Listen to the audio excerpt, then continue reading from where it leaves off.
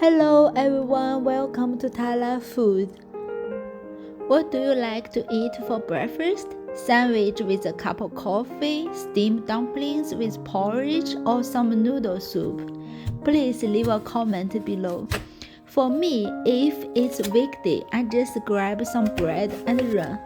But if weekend, I'd like to cook something beautiful to please myself. Today, let's spend a little time to make a beautiful breakfast. All the ingredients are super healthy and the result will be a wow. We need apple, cinnamon, yogurt, oatmeal, milk, nuts, raisins. And there is no how many grams for this recipe. You can put any amount you want.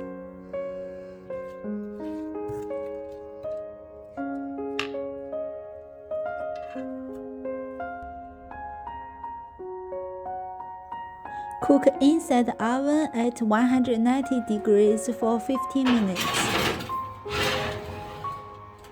After take out from the oven, we put some yogurt and nuts and raisins. Let's enjoy it. Wish you have a beautiful day. Thank you very much for watching my video. I will see you next time.